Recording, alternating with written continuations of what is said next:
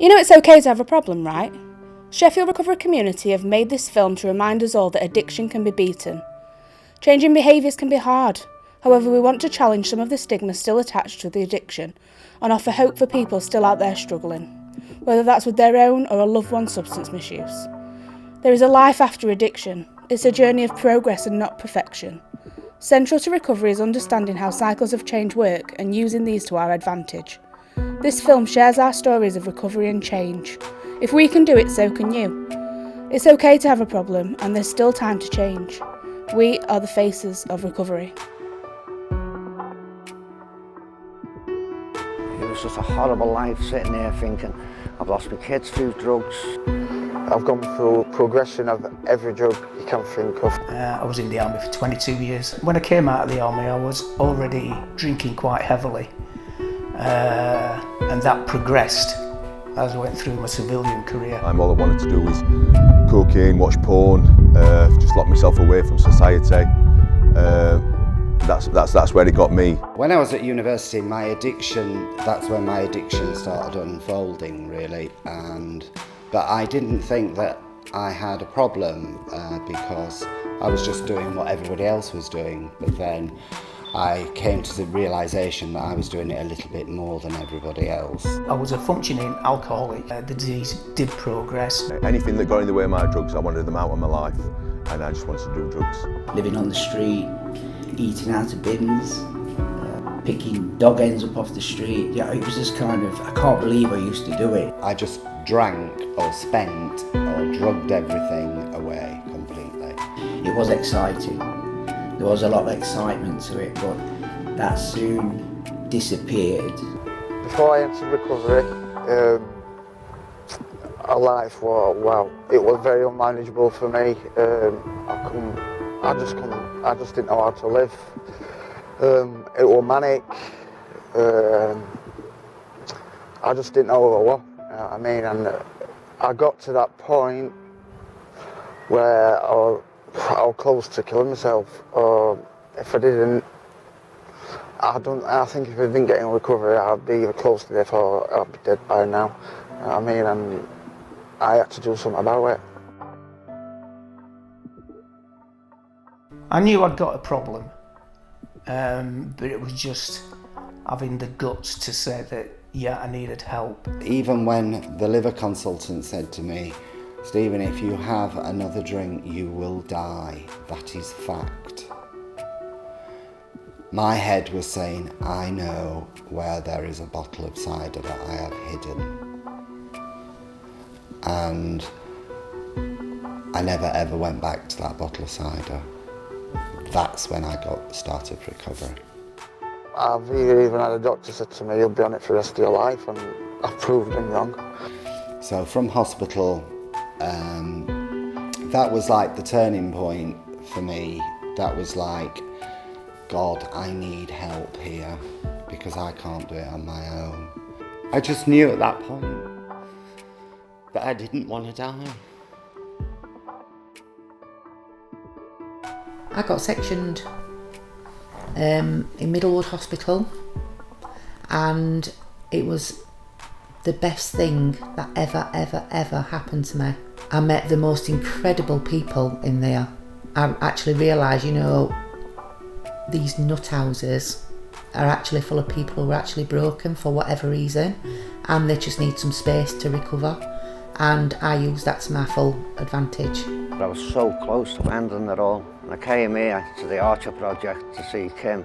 I spoke to her, poured my heart out to her, and God bless her, she gave me a volunteering job straight away. And I can feel the difference in me already. I mean, where I've come from and some of the shit I've done, you know what I mean, and I've upset people, hurt people, and it's shocking. Yeah, I regret a lot of it, but today I've worked through a lot of it, and I am coming to accept a lot of it as well. Walking past an off licence was just a nightmare. I had to divert where I used to walk. If anybody came near me that had drank, it was just like, I just wanted what they had. So I went into rehab, done my 6 months recovery, And my family and everything was so proud of me that I thought, is right. And the worst mistake I got is I moved from rehab back to near my family. So then I started getting back into the bloody drugs, didn't I? I would hear, in early stages, I would hear of friends relapsing, and I was jealous that they'd relapsed.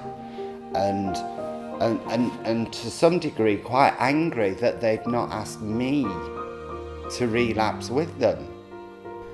My first relapse occurred after about 18 months sober. Some of the triggers that have affected me, it's a nice day. It could be a case that it's a rainy day. It could be problems at work, it could be problems at home, it could be anything. Oh God, when I lapsed, I remember my partner at the time, who was still my partner, coming in and he went, "You've had something." And I would try my best to be normal, but I really couldn't be normal. I was completely off my tits. And I just thought to myself, I've got this new relationship, fantastic bloke. What a fucking idiot. Why have you done that, you know? And that were enough, I think, you know, to think, actually I've come so far. Why did I do that?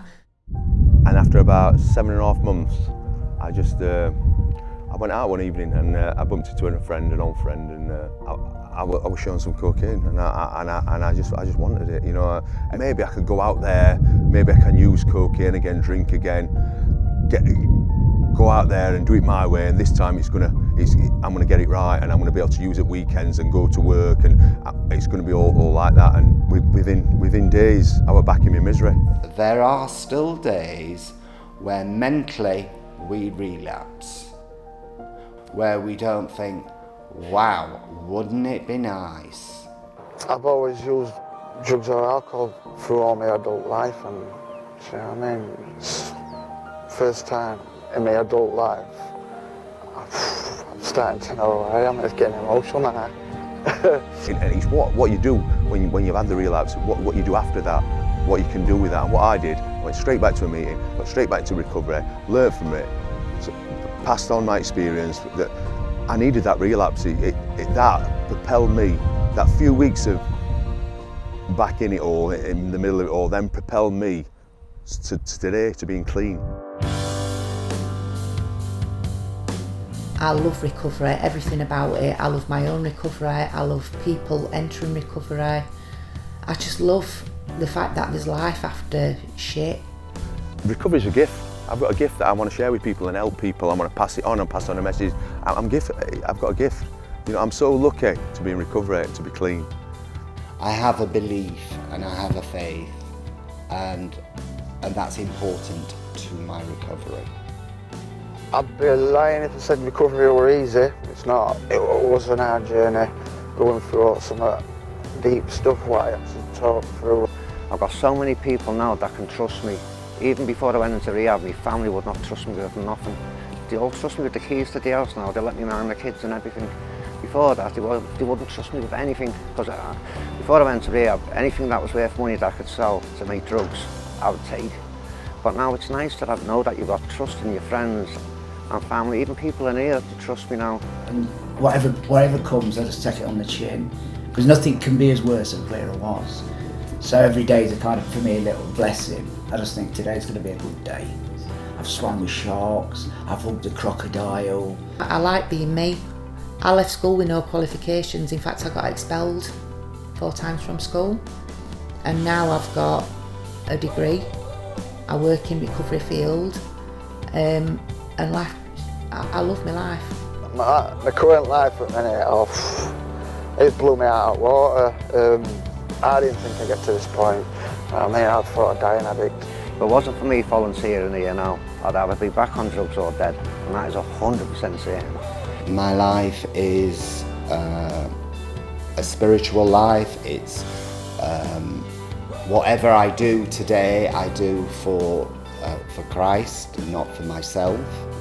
To be honest with you now, Monday to Friday I stay off drugs because I'm always here. It's the weekends. I've got to try and find things to do Saturday and Sunday, because that's when I'm sitting in the house and I'm depressed and I'm thinking, should I just get one just this one off.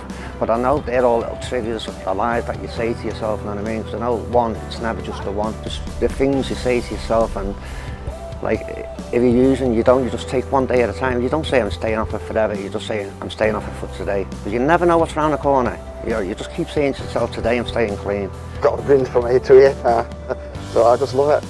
I would say that recovery, in 3 words for me, would be freedom of choice. Because without alcohol, I'm free to make what choices I want to do, where I want to go, who I want to be with. If I were to describe recovery in 3 words, the 3 words are peace, freedom, and being of service to others. If I could describe recovery, I would say it's worthwhile, it's rewarding, and it's just the best thing that you could possibly do is get recovery. If I needed to describe recovery in 3 words, which is really difficult, right, commitment, purpose, and belief. Yeah, I get it now, you know, why the programme is set out or it is, I wouldn't have it any other way. You know what I mean? So I can feel tears coming now. There is a certain element of appeal in addiction. There's a certain security within addiction because you are in control to a certain degree. But going to rehab was the best thing I've ever done in my life. Oh, for me, it's making changes. It is very, very hard. But if it was, put it this way, if it wasn't for the Archer Project, I couldn't change. I couldn't, because where I live, there's so many people that I keep phoning me saying I've got pocket stuff and all that. So if it wasn't for this place, I know for a fact I'd be using again. It's just this place that saved me. They don't know how much they've saved me. Honest to God, they really don't. This place has saved my life so much. You and I are far better than any drink or any drug, and there is a world of opportunity out there, and that's what needs embracing. Even in your darkest hour, in your deepest despair, there is hope for every single one of us. How am I feeling about recovery today? Fucking awesome.